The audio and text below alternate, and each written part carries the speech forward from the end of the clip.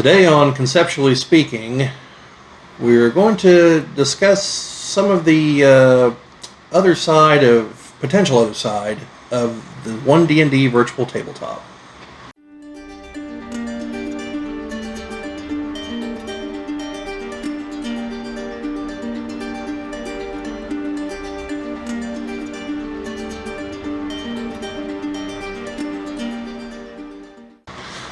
Welcome back, everybody, and welcome to all of you who are new listeners. This will be another episode of Conceptually Speaking, and today we're going to be kind of not so much reviewing, but discussing some other videos that we've seen recently where people went a little deeper into some of the potential implications of the virtual tabletop proposed in the One D&D videos. These are beyond surface level, like utility kind of thoughts, and so that's why they're going to be here as opposed to just a straight up D&D video, because these are, conceptual stuff here at the moment. So the two videos in question, and we'll link in the pinned comment. One is by Discourse Miniatures, and it's titled One D&D Virtual Tabletop: The End of Dungeons & Dragons as We Know It. And the other is Dungeon Masterpiece, One D&D's New Virtual Tabletop is Bad for D&D, Here's Why. And to be clear, we don't completely endorse the doom and gloom in the titles, that's why we're discussing it. So, here we go. I'd prefer to start with the second one first, because I think he takes a slightly more balanced view of what could happen, and he's more about actually like the game going forward, whereas the second one is almost 100% monetary. So the gentleman in the first video, basically it was a lengthy video, but the main takeaway I had from it was that he believes, because I believe the numbers do bear this out, as new players come in, typically they play whatever the current version is. That's generally how it works. And most of the people playing at any given point are playing the current version. So what he thinks could happen is if people use the virtual tabletop exclusively, or the people that do, they're going to see it, and they're going to hit moments where it's limited in what you can do, because there's no possible way they have programmed the literally infinite things you can do at any given point in face-to-face Dungeons and Dragons. And like his, I think his main example was, suppose your characters are going along in a tunnel. Okay, well, we don't know how complex the program is going to be, but if we had to guess, it's probably not going to allow you to just randomly start tunneling off onto the side or collapse the roof on your enemies. Now, maybe it can. We don't know that for sure. But if it can't, plus if you're coming from a video game background, you typically if you can or can't do those things. And if it doesn't appear that you can, then to those players, it will never even occur to them that that's an option. And so, in his mind, the game would be lesser for it, for things like that. And if it's not a tunnel, it's something else. Eventually, a point will be reached when someone wants to do something in VTT that they would do at their home game, sitting around the table with their friends, that the program will not be capable of supporting. Right, although I think he's approaching it more from a new player will never even develop the idea to do it. No, I understand. Because it won't appear, Yeah. So and I honestly hadn't even thought of anything like that whenever I was looking at it. I was looking at it more from a, what does this do that the others don't at the moment? And that is valid. I think that is a valid viewpoint of the new player that doesn't even consider other options because these are the options laid before him. Valid point, valid argument. There are some people coming brand new into the game, and if they jump right into VTT and never play at home games, that could be an issue for them, and they wouldn't even know it, right? Right. Theoretically, unless they might know about it conceptually, but not know it as it's happening. Yeah. And that, again, valid. That could happen like that. Is that bad for the game as a whole? I don't know. I mean, I'm not saying it's good, but I mean, if it brings people in that wasn't going to play anyway, then...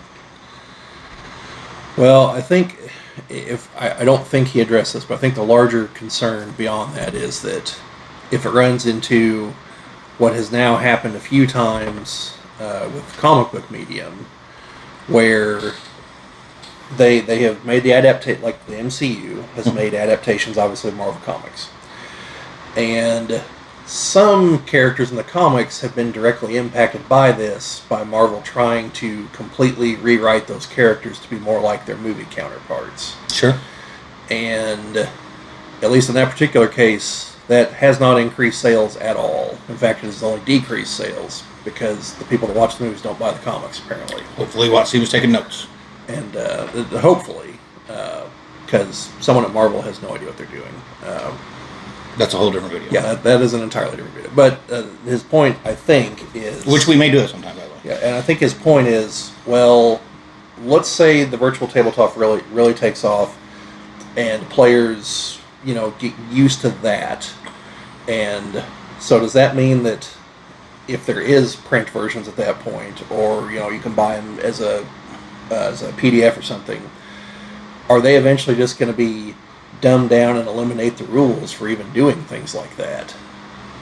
And so it just becomes one more thing that now you have to house rule, I guess the overarching concern is, at what point are you just doing something else entirely that's just D&D in name only? Totally get it. I totally understand that, and I feel it. But I don't think that stops you from using the 40 plus years of accumulated material you already have to do what you do at your home game anyway. I mean, that I said this in another video about similar subject, but so you can't use it in Adventurers League. I'm probably never going to see an Adventurers League in person anyway, or I'm not going to VTT. I'm not going to be doing that. So it doesn't matter to me what is legal in Adventurers League. What is legal in your game is whatever you and your dungeon master agree upon beforehand. You know what I mean, or in real time, whatever. So I get the whole, we're the ones that's been here through all of the editions, and we love this game, and we love all the intricacies, and we love everything about it, and this is changing, and it's scary, and we don't like it, and it could end up ruining it. Yeah, totally possible. But we live in a capitalist society, and they're going to chase the money. Now, the decisions they make to chase that money may not be good ones. I mean, in our estimation or in practical application, after all the final numbers are run. But it's their property to do that if they like, and we can rail against it, but they're going to do what they do. Now, luckily, from my perspective, they are giving us this huge playtest lead up to the new stuff being printed and released in 2024. That's the date they've stated. So, that might get pushed back, whatever. The point is, we've got a minute to review some of the new things and tell them what we think about it.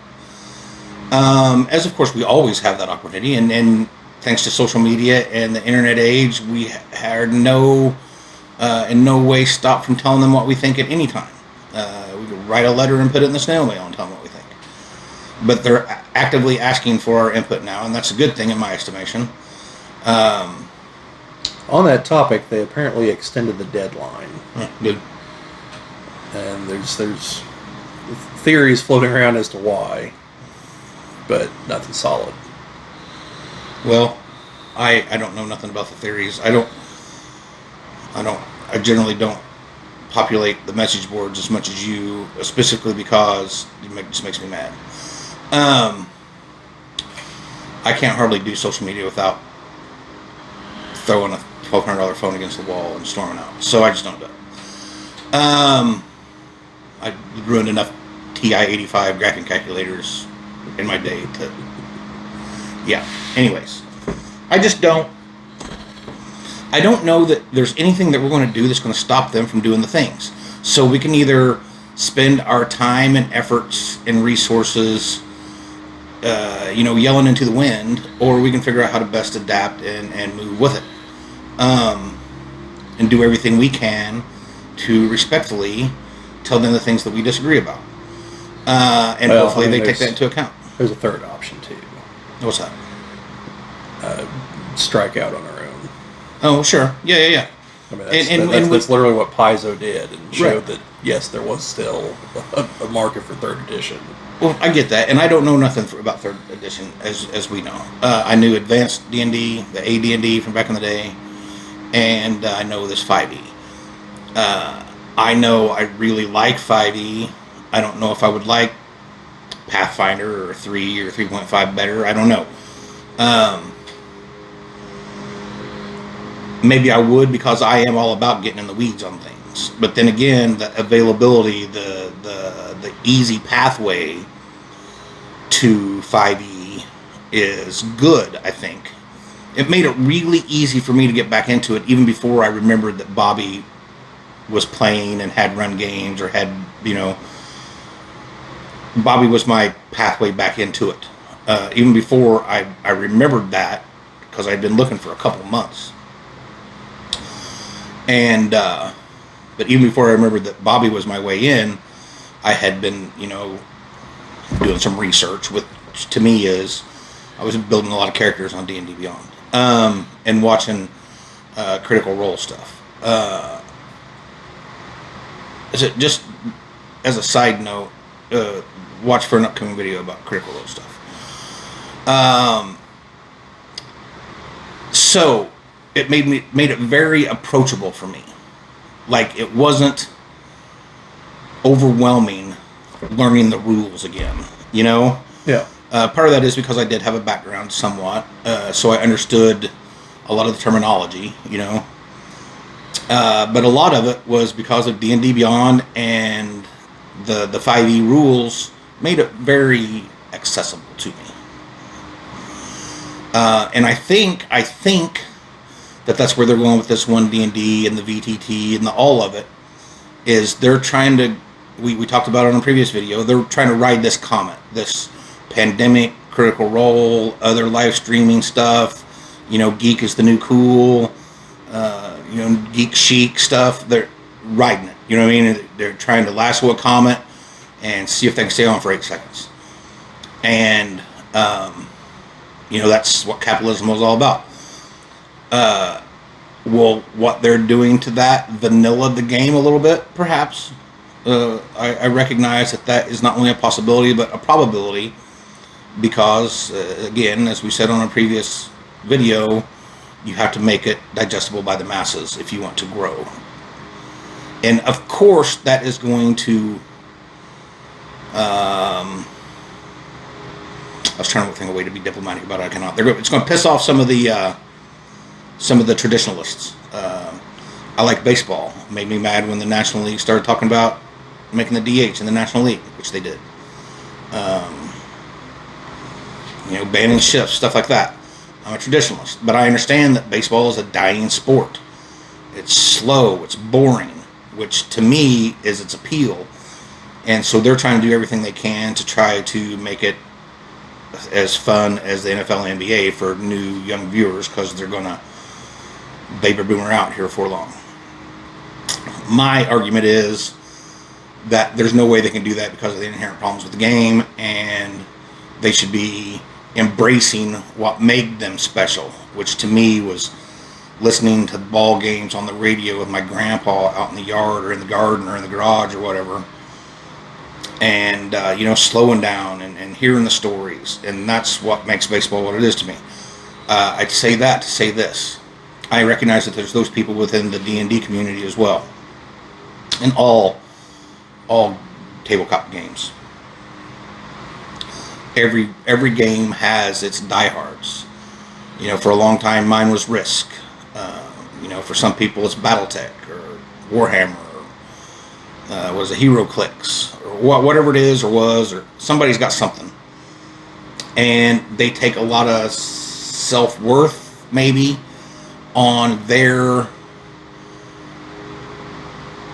knowledge and skill of knowing everything about everything in that game. It's really no different than fantasy sports. You know, within your little group, within your little league, you want to win so you can say, I'm better at this than all of you. Similarly, within the gaming community, there's those people who know more about everything than the rest of us. Why whatever does that head shake there mean, Brad? That wasn't a shake. That was me very obviously pointing to you about the person that knows more about the games than everybody else. Now, I want you to understand that I always knew this, but it was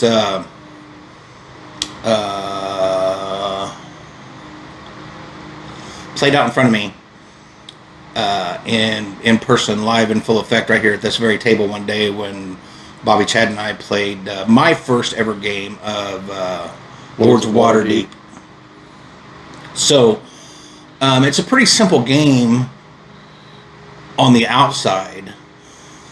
But, of course, with any game, there's all the little things that you learn by playing it 14 gazillion times about when you want to be on what square or whatever. You know, when you want to draw this card, when you want to have this card in reserve, when you want to be the first one in a round, there's all the little things that Bobby knows by heart. And that possibly the only person that knows more than him about it is his sister, who apparently is able to wreck him at holidays whenever she gets her son to team up with her and kill Bobby. It's a very important caveat to that, to be clear. Because he knows all the things. No, the teaming up part. Yeah, I know. That's because you know all the things. She's not going to be able to do it by herself. No, like head to head, we're about 50-50. Because we have played just the two of us. Like, she knows what she's doing. Okay, she's definitely no dummy. And her younger son, who's... God, I should know this. He's my nephew. He's 10 or 11. And now I'm going to get a phone call or something. Well, no, she don't watch my videos. No, that's what I'm saying. Hi, Angela. He's 10 or 11. And I think in one of our games, he did actually beat me. So now that was a larger game and everything wasn't head-to-head. But, I mean, he knows what he's doing, too. Like, right, and with any game, well, not any game, maybe, I don't know, all the games that I'm aware of, there's a certain amount of chance involved. I mean, you can do everything right and still get bad rolls, you know? Yeah, there is, there are, without going too far in the weeds, there are elements of chance in Lords of Waterdeep. But like I tell everyone else, the ultimate path to victory is being able to see what, at the moment, is the most advantageous thing to either whatever you're doing right now or to your long-term plan. And that's the key right there. Beyond that, don't bother trying to be like, well, I need this card, this card, and this card, because there's no guarantee you're going to get them. Just be like, this is what I have to work with. What's the best play right now? Which in Waterdeep, I'd say the main where chance comes in is through just the cards. I mean, right. Just the randomness of the cards. And then you get the differing skill levels of the players and the randomness that might happen because I don't know what the hell I'm doing, so I do something that you don't think is logical, so you didn't plan for that, but I did it because I don't know what I'm doing. And right. Yeah, there's a lot of movement. Like Brad said, it's not a complicated game, but you do need to play it a few times to really get how all the parts work together. So, and then we are hopefully going to have some playthroughs of games. We have a thing to hold the camera properly, and it's missing one piece that the company's supposed to be sending me. So a boom arm. Hopefully in the near future, because we got some requests for that for BattleTech. I was going to say I read some comments on BattleTech for that. And someone commented whenever Chad and I were talking about the board games. So, we are, that is a plan. We are going to be doing that. And kind of to what Brad said a moment ago, as far as existing audiences, basically knowing what you have and understanding why it has an appeal versus chasing some other potentially mythical new audience. Marvel and DC, their comic divisions, and possibly their movie divisions, are a crystal clear example of this. Now, to be clear, both of them are having declining sales for numerous reasons. They both have some similar problems. However, if Love and Thunder is an overwhelming example of how you just let. Yeah, I mean, I thought Love and Thunder was okay. It's not a bad movie, but it just drastically shows how far they've taken the spoof Yeah. into the. Yeah, I mean, I mean, think of just the difference between, say, the original Captain America and that one, just in tone. Yeah. You know what I mean? Yeah, and that's and I get that they had the Infinity Wars, and then what was the next one? Everybody died. Endgame. Yeah, Endgame. So those obviously aren't spoofy. You know what I mean? Those were serious. Yeah. But I mean, I think they took all the good things of. I'm sure it started with Robert Downey Jr.'s sarcastic remarks, and have now parlayed that into Love and Thunder, which I thought was just a travesty of. Well, you're probably right. I think Joss Whedon being the main guy for Avengers 1 and 2 really kind of cemented it with his assorted Whedonisms. Mm-hmm. And which I'm not even mad about, but when you let it go too far. Right. And that's to me that's a matter of either a lack of control at the top, because someone had to see this coming, or you'd hope they did anyway, because the micromanagement you see clearly is happening in these movies, or it's people that got high on their own supply basically, and they're like, well, nothing can stop us. Well, didn't they say that there's no more Avengers movies? There's none in this phase, but I'm sure they're going to come back to them. Right, but so they'll completely reinvent the wheel at that point. I mean, they'll keep what they think is great and move on. So I think maybe it was just them saying, "Hey, this is the last one of this series." Yeah, I mean, it could have been. It could have been a lot of. Regardless, this is not the movie that we're here to talk about. Yeah. At all, so my bad. Well, that's fine, because I actually want to throw out what I equate that movie to. Okay. To Batman Forever. Okay. Batman. For those of you who have not seen the original, I don't want to call them the original because there was one for the series from the '60s, the Michael Keaton era Batman movies. Michael Keaton, George Clooney, Val Kilmer. Yeah. Those four are one continuity. Okay, Batman Forever is the third one with the Riddler, and it's where Joel Schumacher took over as director. Has that got Arnie, or is that the fourth? No, that's the fourth one. And to my mind, that movie represents the ultimate, you can tell thing, this is your split-second photo just before the train wreck happens. The sea change, right. Yeah, because you can see it coming. The movie's more neon, it's more colorful, it's more jokey, but it still works. You went from Jack Nicholson Joker to Jim Carrey Riddler. Right. Took it from dark comedy, even heartbreaking comedy, to your over the farcical. Top, to over the top Two-Face, and who, no offense to Tommy Lee Jones, but I kind of wanted to see Billy D. Williams there. He's the one who plays Harvey Dent in the first two movies. Then they bought out his contract. But anyway, so you can see if things continue on this path, it's not going to be good, and they did, and it wasn't good.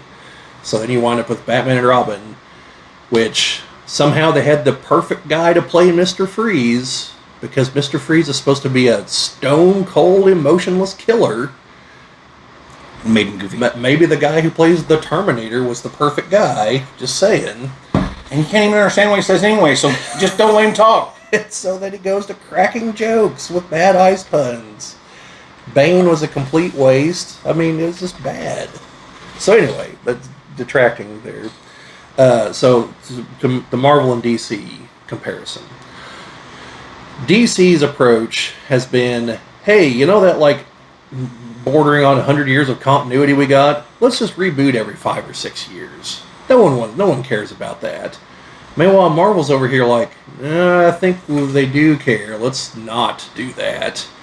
Let's just, we'll softly update a few things and fudge a few things here and there. You'll have like Iron Man went from being from the incident was in the Vietnam War to I think now it's a Southeast Asian conflict. So they just kind of massage things and kind of fudge the dates a little bit. Wasn't that in the Middle East when he went and got his? Well, in the movies it's Afghanistan. Are you talking about the comic book? Yeah, these are the comics. Is what I'm saying. All right. So Marvel has never rebooted. Okay, they've done a few like little what they call soft reboots where they kind of fudge some dates and stuff here and there, and some characters seem to age and some don't. So there's those little problems. DC is full on rebooted, like, I don't know, I think 6 times in my lifetime. And the first one made sense, the Crisis on Infinite Earths, because they had a bunch of other characters and they wanted to consolidate everything. That kind of made sense. Everyone since then has been dumb. So, but that's their solution. They dig themselves into a hole and, well, let's just reboot everything. And it's not working. Like, Marvel continues to dominate them in the sales charts for what sales there are. And I think Marvel recognizes that, no, like, our audience does kind of care about that. Let's not do that. You know, like, the fact that you own this massive backlog of characters and stories and everything, like, they know it would be stupid to just throw that out. So, you know, that's the difference in how they approach things, and Marvel seems to be the one winning on that front. So, anyway. How does that relate to that was a knowing your audience okay. and knowing, like, having an idea of what the potential other audience is, chasing what may just be a myth on paper versus, you know, we have this, we think this is out there, but we don't know about this. Strengthen your foundation rather than overextend yourself hoping for pie in the sky. Right. Yeah, like, and to kind of bring it back to D&D, like, 4th edition is the let's chase the ghost dragon over here, whereas 5th was back to, well, you know, a bunch of things worked for those last few editions. Let's come back to that, but, you know, acknowledge that it's a new day, and, you know. Well, that just seems dumb to me anyway. I mean, who chases ghost dragons? It's just dumb. I mean, it's because they don't want to get hooked into a habit of chasing the dragon, the real one. Oh. So, you know. But we're not going to talk about that because I think YouTube does. Speaking of Southeast Asia, because YouTube, I think, does take a dim view of that. So, and the Middle East, for that matter. Yeah. So anyway, so the other video had to deal. This is the one from Discourse Miniatures. She believes that. Time out. By the way, this is totally irrelevant to the discussion, but where is she from? Ireland, I believe. So, okay, so that's what I thought too. But I think she said she was in Ireland. But I think she may have come. I don't know. Her accent didn't sound entirely Irish to me. It sounded like there was an underlying Eastern European something under there, maybe. Yeah, I did not, and this is purely as an American who's probably only met a handful of people from Ireland. Did not immediately pick up Ireland from that. But I thought I heard her say something about Ireland too. So that's totally irrelevant. She's a lovely young lady and very knowledgeable and well spoken. Very opinionated. Very opinionated. That's a good thing. Yeah, that's why we're all here. Sure. Yeah, so that didn't have anything to do with just, I was curious if Bobby could place the accent. So, like the other gentleman, she does believe that Wizards of the Coast is what was the term? A walled garden is what they're trying to make. And her angle was more along the lines of, yeah, you'll be able to do these basic things for free, but if you want to do X, Y, and Z, well, welcome to the land of microtransactions. And as someone who's played video games, she kind of went on about how that's destroyed some video games that she's played, and it's definitely destroyed franchises that I've played. And yeah, so I understand the concern. Now, on the flip side, my one issue as I was watching the video is, on the one hand, I agree that's a definite potential problem, and I want no part of it. But because I think she's right. I'm sorry to interrupt, but I think there are people in this kind of tabletop RPG community who are more susceptible to spending all their money customizing a character. Oh yeah. Sorry to interrupt. I don't know. There's the Hero Forge where you make your own miniature and then they 3D print it, and they're not cheap. They're not stupidly expensive, but they're not cheap either. You know, like there's definitely a a market for, I have this vision in mind for my character. Oh, 100%. Make it happen. Well, you video games, customization, everything. I'm just saying that I think that I can't remember the term that she used. It was a mental health term about people that have. There was impulse control and something else. Basically saying that they're being ableists by kind of indulging this. Well, not only ableists, but profiting off of it. Yeah. That's targeting people's that there could be people in this community who have impulse control and who are susceptible to targeted kind of. Yeah, she mentioned that I know several studies have shown that the D&D crowd in particular seems to be home to a larger than average percentage of people with assorted, I don't want to sound derogatory and say issues, but hopefully you folks know what I mean when I say that. Everybody has issues. But diagnosable, personality type issues. That shoehorn in very well with what she worries about Wizard of the Coast doing with One D&D and their virtual tabletop and the customization and add-ons and all the money that they just ask you for constantly for anything, upgrades, money for this, money for that, blah blah blah. Specifically, I think the issues that some of us have are easily targeted by.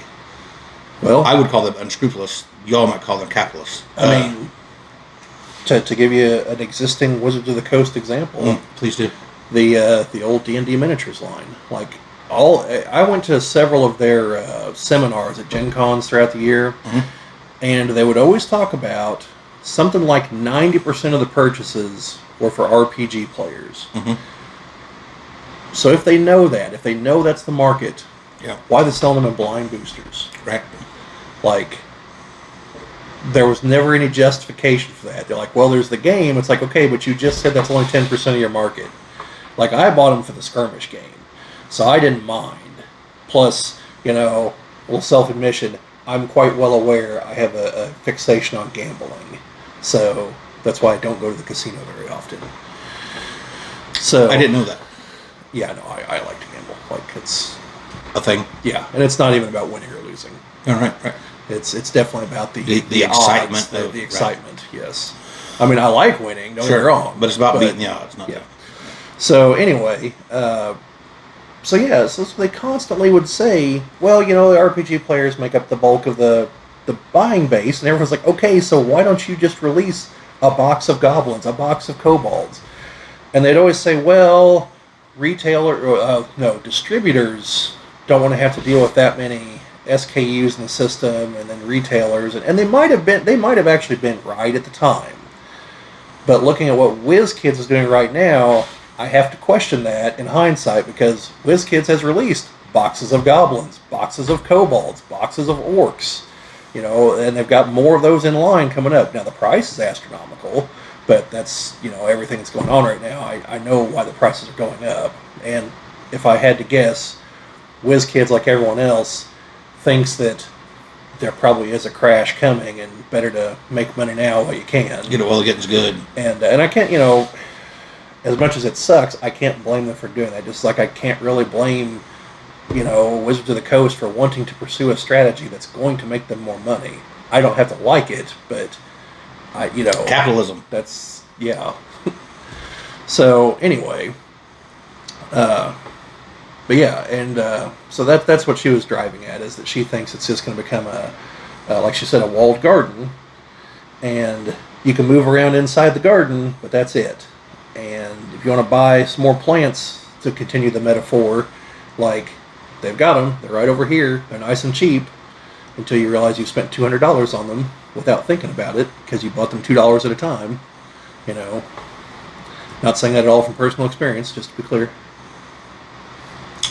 Bobby has more miniatures than WizKids, and he's sold a lot of them.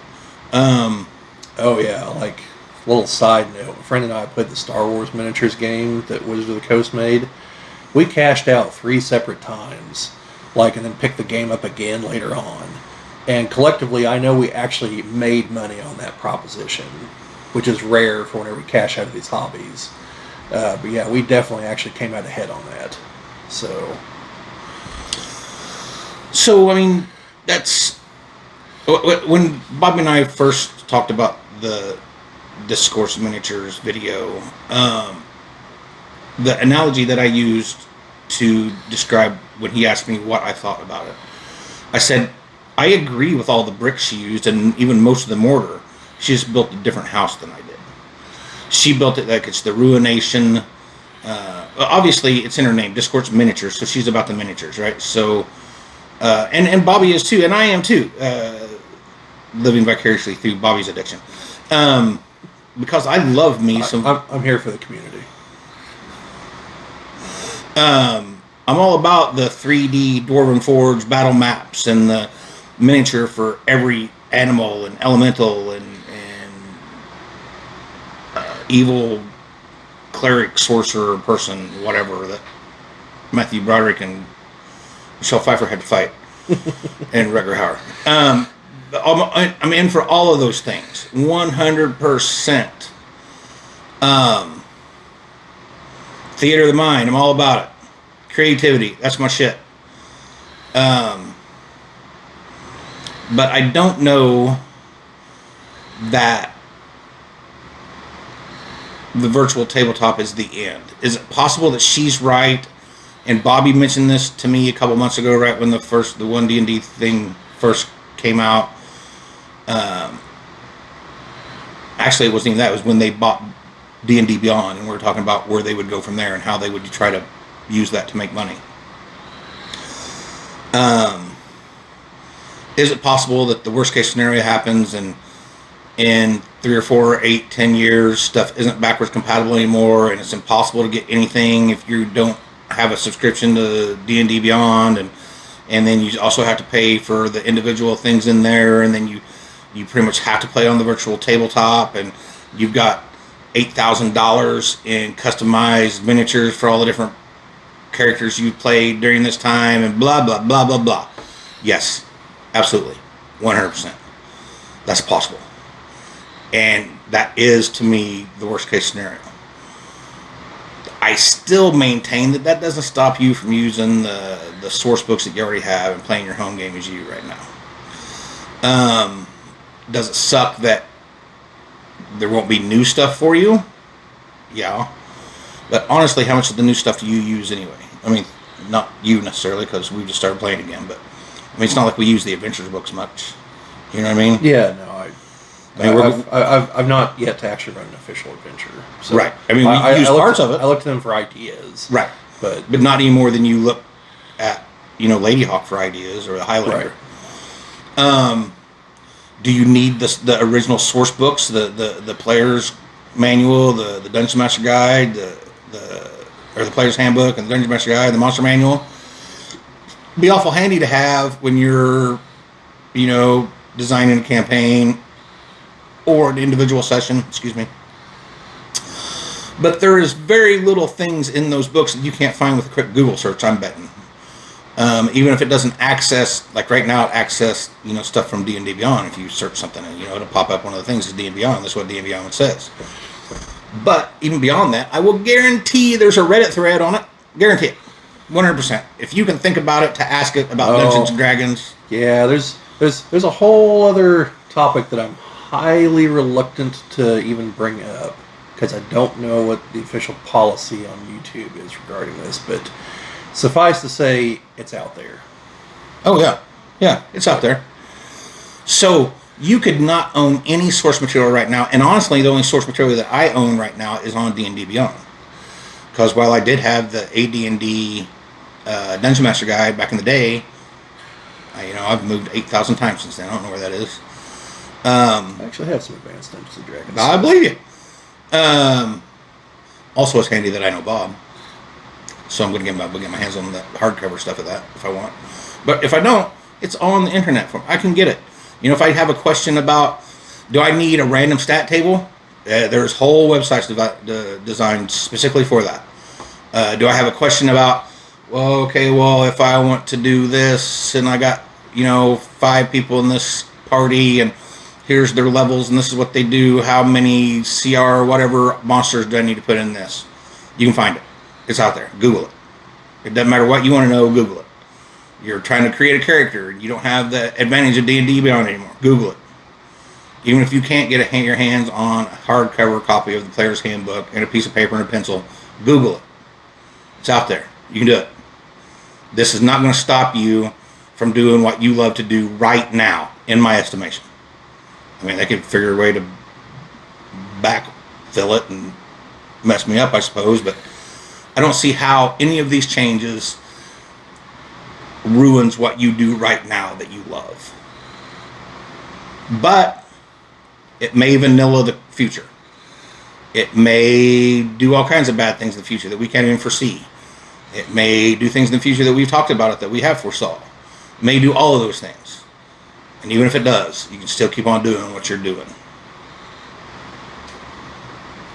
Well, I first of all, I do agree with Brad. Like, this doesn't somehow magically go and destroy all the stuff you already own or planning to own if you don't have a copy yet. I think one of the concerns has to deal with if at some point you need to find new players. And that's going to become increasingly difficult if everyone is used to, doing things digitally, and you're like, yeah, no, I've got these books over here, and we meet together in person, and, Now, obviously, I would say that if all you have are people that only do things digitally at that point, maybe you might not have been able to find someone else in person anyway. That's possible. But again, I think the fear comes down to it's funneling people into that, and so it might be difficult to break them out of it, or the people that, all other things being equal, had they continued, would be the kind of people that would meet in person. And so, at least that's the impression I get from some of it. Now, as far as the money thing, like on that, I was as I was watching it, I agreed with what she was saying. But then I also had to sit there and think, like, but they are a company whose goal is to make money. Like, it's not like I haven't spent all kinds of money on miniatures and terrain and other things. Now I think a difference is I didn't have to have those things to play the game, and her fear is that's what it's going to come to. And so I think that is a key difference. But the ideas aren't super far apart. Like, I have spent a lot of money on these things, but it's because I wanted to, versus had to. Like, I mean, shit, apparently, I didn't realize this, but I guess the vast majority of people actually do use theater of the mind. Like, I assume they at least use grid paper and erasers and crap. Oh, well, I did that in 1984. Yeah, like I assume that people at least used some rough representation, but I guess a lot of people really genuinely use theater of the mind. And that just blows me away. Because, I'm sure if I were used to it, I could, but again, that's kind of like what they're talking about. I'm used to using the miniatures and 3D stuff, so are you going to be able to talk me into doing theater of the mind? You're not as purist as them, and so, I mean, it's just like in the 50s when what would be our grandparents now didn't like Elvis. You know what I mean? And were they right? Did Elvis eventually lead to Slayer and WAP? Those swivel and hips. Yes, it did lead to all those things that they were worried about, for sure. But that's going to happen anyway, regardless of how much you rail about it. This brings me right... He went to go visit President Nixon in the White House one time, like, wearing guns on his side, just like strolled in and... Well, he's Elvis. He's the king. What's the king care about presidents? But to your point about players coming in, playing the virtual TT, coming from the video games, and never wanting to do theater of the mind or miniatures or anything, totally possible. But I feel like it's headed that way anyway, right? Eventually, all the people that are doing theater of the mind, that are doing the miniatures, we're going to baby boomer out at some point. You know what I mean? And would it be best, in our estimation, if we just kept recycling generations and generations, they're just going to be using Dwarven Forge and making 3D maps on their big tables, and then yeah, I think that would be great. But that's not what it's going to be. Our societies are going to get more and more and more integrated virtually, and it's going to happen. Now you could have a whole retro comeback thing of, oh, aren't they cute? They're using 3D miniatures. Oh, ain't that cute? You know, that could have come back retro like bell bottoms now, you know, or whatever. But you know, people now are dressing like in the 80s again. That wasn't no good. I didn't like parachute pants then. You know, it's hair like a flock of seagull. No. Right, that's only because the 80s was the most awesome decade for music and movies mankind has ever known and will ever know. And I stand by that statement. But go ahead. Fashion, not so much. I grew up in the 80s. I didn't like it. And there's some things I liked. I say that because I actually did read an article one time explaining like music wise that you can make the case for that based on like record sales, #1 hits, and everything. Like it was the decade of music. Okay, sure. If you like Wham and Michael Jackson and Flock of Seagulls and U2 and 80s metal, huh? And 80s metal and hair bands. And hair bands, right? Yeah. What's wrong with hair bands? Guns N' Roses is awesome. Guns N' Roses. I mean, yeah. So Guns N' Roses came in. Nirvana was shortly after that, I guess. Right? That's probably early 90s. Yeah. But yeah, so there's some, you know, Guns N' Roses, all the things, yeah. And there was lots of good things coming out of it. And it was the tail end of the movie studios being run by people that wanted to make movies and not people whose sole mission in life is to make as much money as possible. Oh, sure. And that, you know, that's where you got... It was the end of that. Like the late 60s through, I think it's about 88, 89 is that period where basically the inmates were running the asylum. Sure. You got Star Wars and Raiders of the Lost Ark and... Yeah. And E.T. and everything else Steven Spielberg did. Sure. You know, okay, but some of it was awful. Oh yeah, well I mean that's the case for everything. There's a term for it, and I can't think of what it is. Maybe it's just I didn't enjoy my time in the 80s as much as some, so I have a predisposition to not like things that come out of the 80s. That's a maybe. I did enjoy my adolescence very much.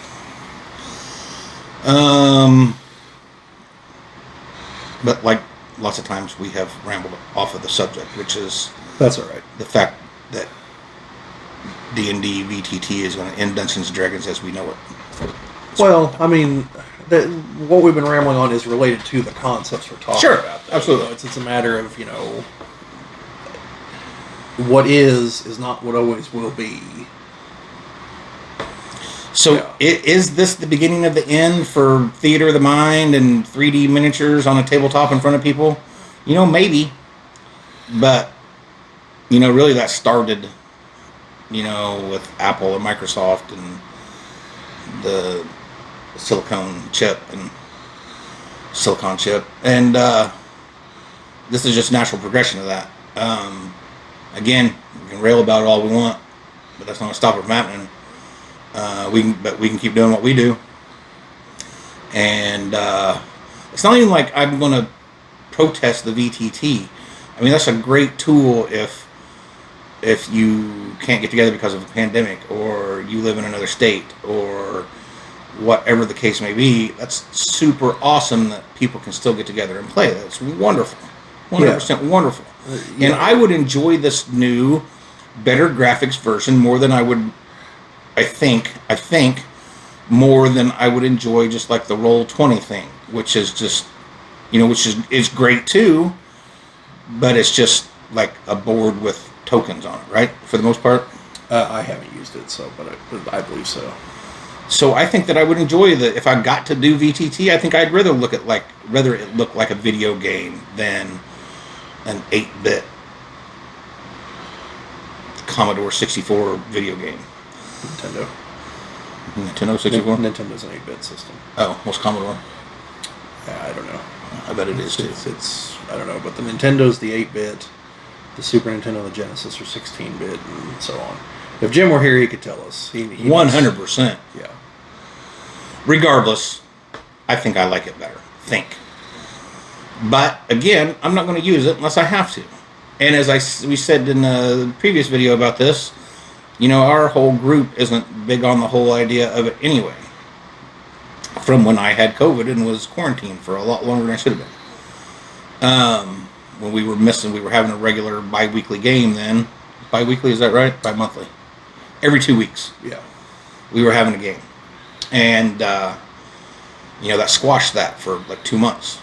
And did we even come back and play any after that? I thought we did. I think we did too.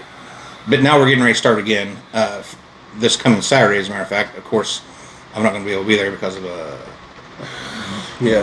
So I'm not 100% certain we're actually going to do Saturday. So. Yeah. So, but we're going to get started again. So I prefer the in-person. I would prefer the graph paper rather than VTT if it came down to it, so long as it's in person. But I don't see any way that Wizards of the Coast can stop me from doing it the way that we do it now, if that's the way that I want to keep doing it. And that's really all that matters to me. Do I wish that they would grow it in a way that made it more like I liked it? Yes. I don't even know how to go about doing that. This playtest stuff is good for that. There's a couple things on that the playtest stuff that I really liked. Well, shortly before we started filming, you know how I mentioned something about the whole Rule Zero thing? Like, it's a much broader topic, and I think it'll cover potentially what you were talking about there. Okay. Because I have a potential solution in mind. You go, boy. Wizards of the Coast will never embrace it, but I think it would solve a lot of problems. But anyway, we'll get to that in the other video, because it will also be a lengthy video. What video was that? Basically, kind of coming at it from, are they using the fact Rule Zero as a thing kind of as a crutch? Okay. But also just the broader a broader topic of, they have to know that when they change things, that becomes the way. And so now it's up to people that were doing things another way, if they want to keep doing them. Now they have to explain to new people, no, it's not like that. This is how it was, and that's how it still is here. And I think there's another way. Okay, so I think now this is all just semantics and just perspective. But if you get someone new that doesn't know anything about 5e as it is, and they come in 2025, I mean, they're just coming into that new thing. They don't know, right? Well, right. So, yeah. No. But I get what you're saying. But they don't even have to start there. I mean, if they're coming in with you into your game, you say, okay, these 5e, Yeah. this is the rules that we're using. I'm meaning like, okay, say in our game, say we keep going, and one of our players is a younger gentleman. Let's say we're somehow still playing whenever he goes off to college. Mm-hmm. Okay. And we need to find someone else. Because they still refuse to do VTT. Yeah, because we want to meet in person, and we want a physical other player. Okay. And Harvard is too far to commute for a game of D&D. Yeah. So, and so we go online at some local Facebook group or something, like, hey, any players in the area, get someone, but this person is playing whatever is going on at the time. Do we have that option? I think so. Like, I mean, are there other local players that play? Oh, I'm sure there are. I mean, like, there's at least 40 some odd players in Bloomington. Okay. So that's not too far away. But yes, there are. Like, there's people that play at game night. So What game night? in Jasper. Oh. So yeah, there's options. Okay. And I know at least one other player, and Chad has his group that he goes to, and I mean, there's other possibilities. Like, I know people who have played, Yeah. like, locally. Okay.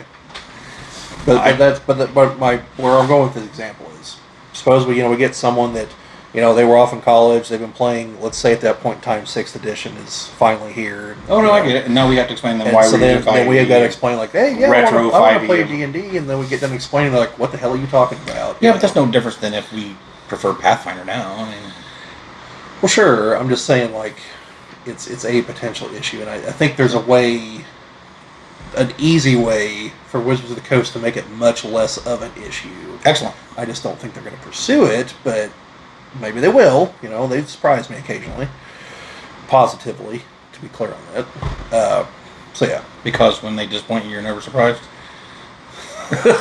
No. They've found all new ways in times, but but yeah. So I think overall, just to be clear, we acknowledge that there's definitely value in the virtual tabletop, especially if it's run well. What we're talking about here, and these people in their videos, we're talking about unintended consequences. Well, Discourse Miniatures thinks they're very intended consequences, but potentially unintended consequences or unforeseen to us, the players, consequences is kind of even if it's 100% planned by WotC. Yeah, that's kind of what we wanted to talk about here, and just throw out there that there's always more angles to any given story.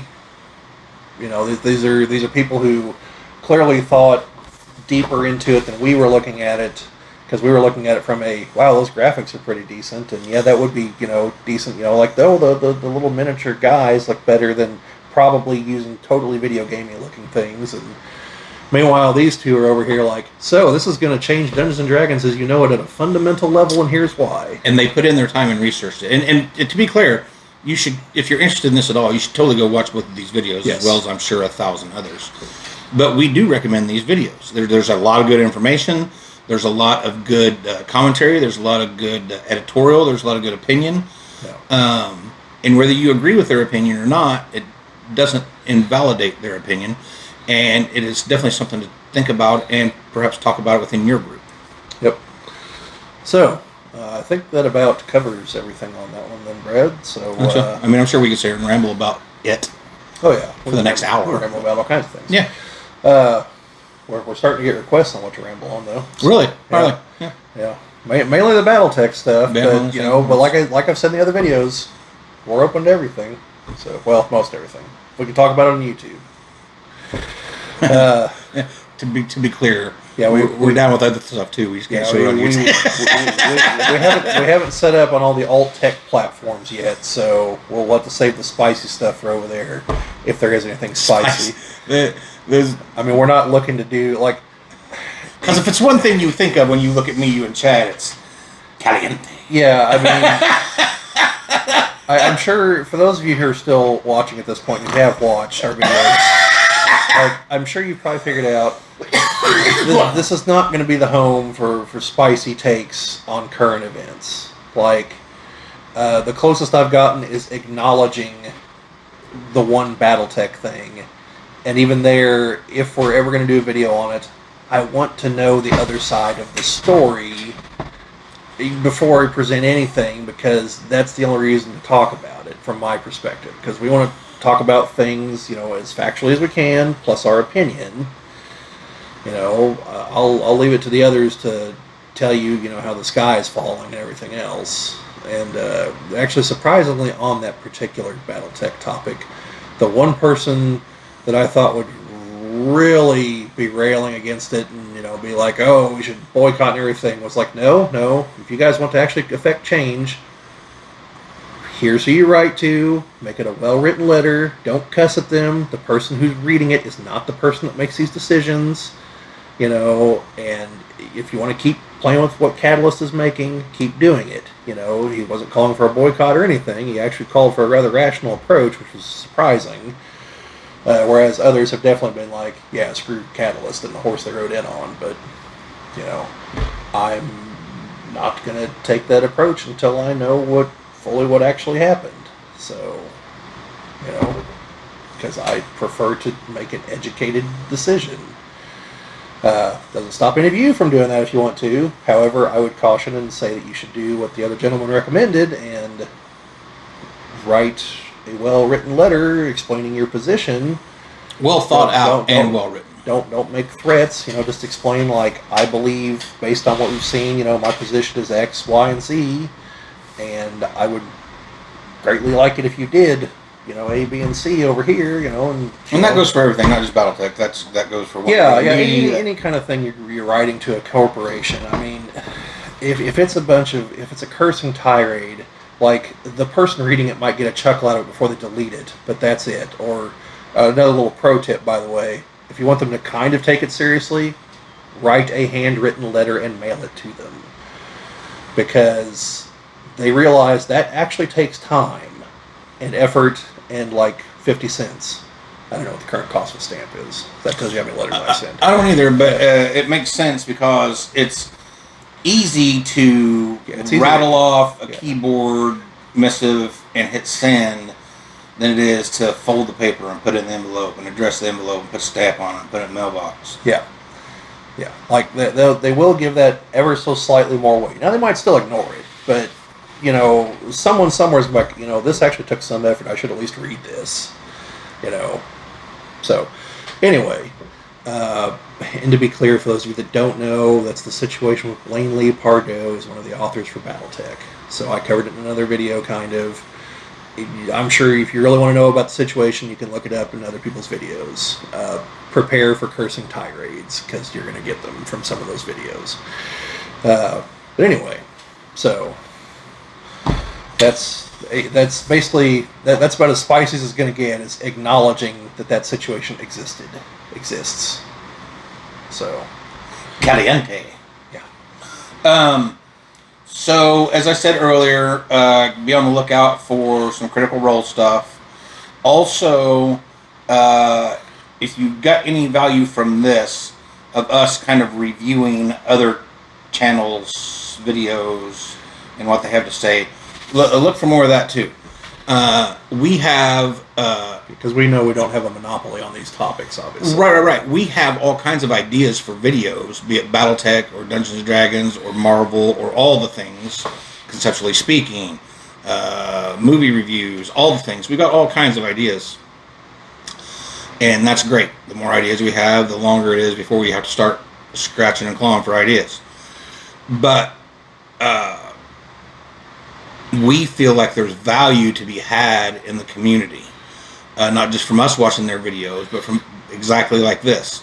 Us taking the points that the other videos make and then talking about that with y'all. Yeah. We also see that as a win-win for the other channels, because now you all might go watch this video and enjoy it and look at other videos that they make, etc. So, and we do encourage that, because we're not going to link and or name Discourse Miniatures and Dungeon Masterpiece.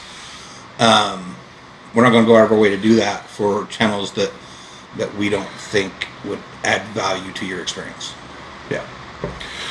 So, there you go, folks. Thank you for tuning in, and keep an eye out for more in this series and the other series we've been doing. And as Brad said, if there's any topic in particular, related to what we've covered, or just in general, like I said for the other Conceptually Speaking, even though we haven't done any of them, if you guys want to see us cover scientific topics we don't know hardly anything about, we'll give it a shot. Why not? We've got time. By the way, I was a double science major, so I know a little bit, but I don't have a degree, and I never worked in the field. But yeah. But if you want to talk about DNA transcription and translation and DNA polymerase and I think thanks to Chad, I'm signed up to, if we get to 100 subscribers, I'm going to do a video about magnets and how they work. Apparently, I don't know. We'll find out. Science. Well, yeah. And second of all, welcome to Chad's brain. What's that? Welcome to Chad's brain. Yeah. So anyway, also we are barreling towards that. At last count earlier today, I think we were at 73 subscribers. So that is barreling too, because just the other day we were at 60.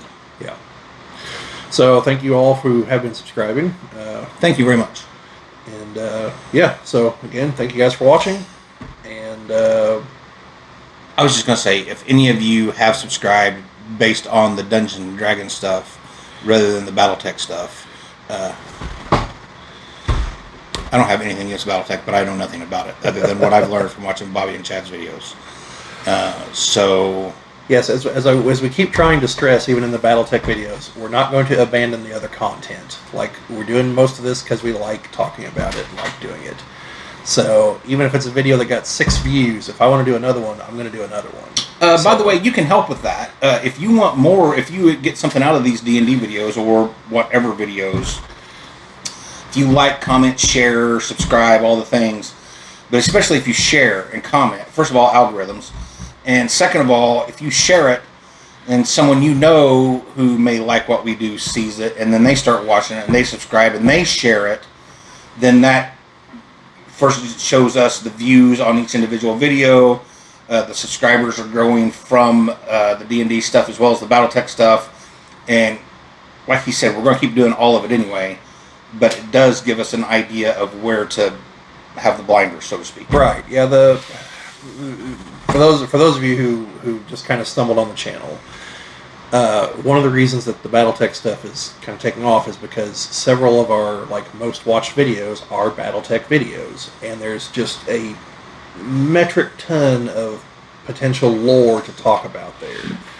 So it's an easy topic to go to. It appears to be a popular topic, and we get a lot of comments for the BattleTech videos, and we do go and read and try to reply when possible to the comments. So we do look and see what people are wanting to see. Like our most recent BattleTech video is the beginning of going into the various factions. And in it, I mentioned if there's any particular factions people want to see about, comment about them. And we already have 4 or 5 comments about that. And I just posted that, I think, 2 days ago. So, and we're a small enough channel that I can read all the comments right now. So, And I have a theory about why the BattleTech stuff is taking off faster than D&D stuff. Well, it's not me. Maybe it's me. Maybe the other ones are doing well because I'm not on the videos. But let's assume that's not it because I'm pretty. So let's assume that it is something else. And so my theory is that the YouTube space for BattleTech is a lot smaller than the footprint left by D&D. So whereas you might have, I don't know, just throwing a number out there, 100 BattleTech channels, there's 1,000 D&D channels? So if you just randomly search for BattleTech, it's a lot more likely you're going to come across us. Right. Because there's a lot less static out there to get through to find us. Not that you're looking to find us to begin with. You're just more likely to find us because there's less chaff, so to speak.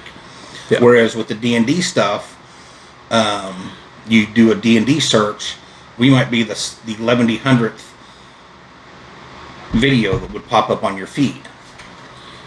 And I think Brad's very, very correct on that, by the way. So I think undoubtedly there is more market for D&D material, just based on the numbers of people playing D&D as compared to BattleTech or 40K or whatever. Yeah.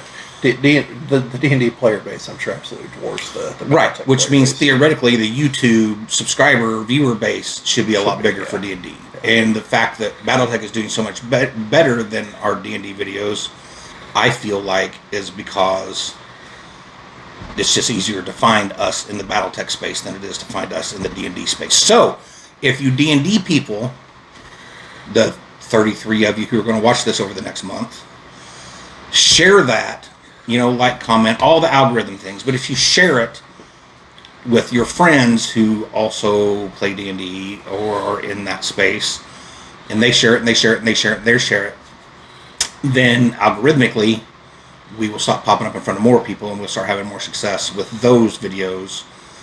And as we've said in the past, that's where my focus is. That's because that's where I jumped back into the gaming community after 3 decades out. I don't know anything about the 40K. I don't know anything about the BattleTech other than the videos that I watch Chad and Bobby do. And it's very informative, and I love all the lore, and I love the fact that you can say, Bobby, BattleTech faction, go, and come up for air 3 hours later. It's amazing. I love it. And that's how all this started, really, was just by me saying, hey, Bobby, what happens if? And 4 hours later, I'm like, Bob, I got to go, man. Yes, just wait until we start talking about the X-Men. You guys haven't seen long videos yet. Mm. So, point being, we have a lot of potential D&D material that we're going to do regardless. But I would love to see one D&D video have as many views as the Alpha Strike box unboxing. Yeah. I mean, that's what, 3,000 now, maybe? It's closing in on 3,000, and one of the other BattleTech videos is going to top 1,000 here in the near future, I believe. So those numbers probably sound pretty small to you, the viewer public, because, there's channels that have millions of subscribers, and each one of their videos does 14 million views. But for three guys in podunk, Bible Belt, flyover country who are as pretty as we are, and who, literally it took me 2 months to remember that Bob was around that I could maybe get into a D&D game with. And this whole venture, parts of this idea were from me and another guy going back at least 5 years talking about trying to do something like this. And it wasn't until I started talking with Brad again it got the real impetus to get the ball rolling on all this. So I'm amused. Yeah, so I keep kicking the table. Yeah. That is a lot to us. 70 subscribers is a mountain of people, considering if you add up all the people that I've specifically asked to subscribe to this channel, and Bobby and Chad have, it might be 10 people. Yeah, I mean, I might have 3 or 4, maybe. I haven't told everyone I know that I have a channel. Even the ones, even some of the ones I have told, I haven't sent them a link to it. No. So a lot of my friends know I'm doing it, but most of them have absolutely zero interest in what we're doing. Yeah. And most of them probably would be too busy with their lives to even go on and just click on it and let it play in the background while they're doing dishes or something. But I think I got 3 friends who actively went and subscribed and probably watched a couple videos. Yeah, I know one of the players in Chad's Tuesday games, he leaves a lot of comments. And I know for sure it's one from his Tuesday game because his last comment referenced their Tuesday game completely. So, and we appreciate that. Mm-hmm. You gentle soul, whoever you are out there. I'll have to ask Chad who it is.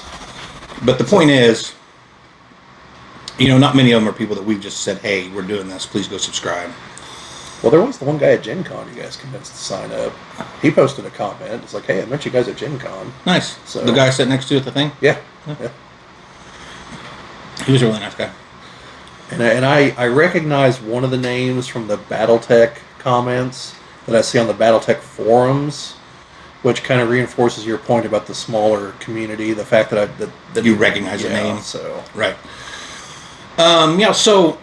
But those numbers are huge. The fact that there's 70 people somewhere in the world that who are interested in what we're talking about, and not only interested, but went to I'll subscribe to this so that every time a video comes out that these people put out, I'll at least have the option to look at it and decide whether or not I want to watch it.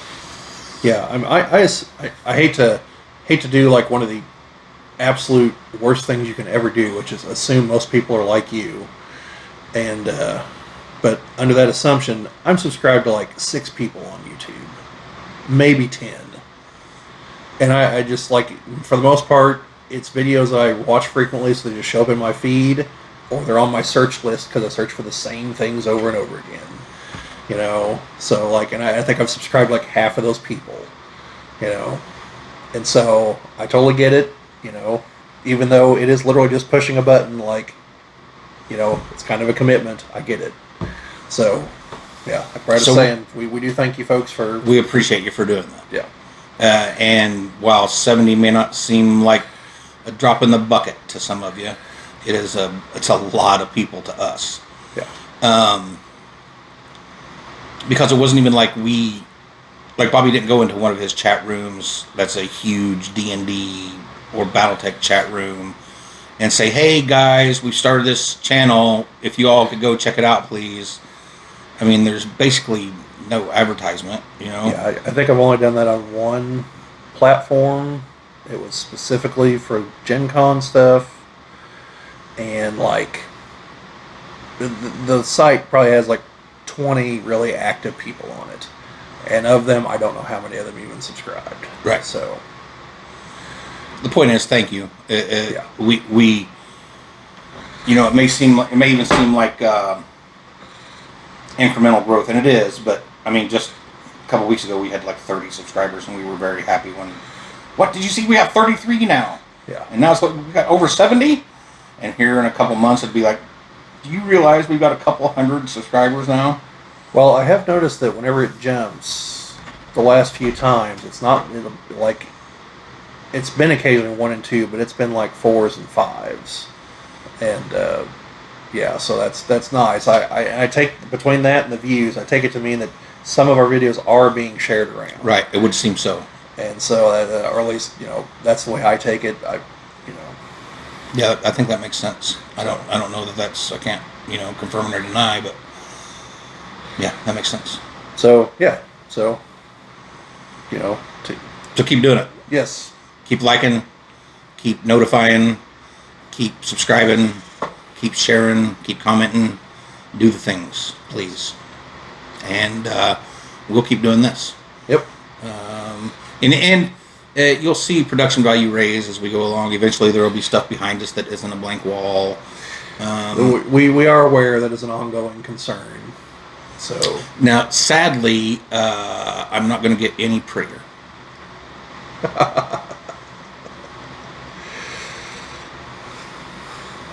What's funny, Bob? But we do hope to improve as we go along, incrementally, baby steps, to improve your viewing experience by better production value. But we didn't even practice this. We just said, it'd be great is we just set up a phone and start recording ourselves.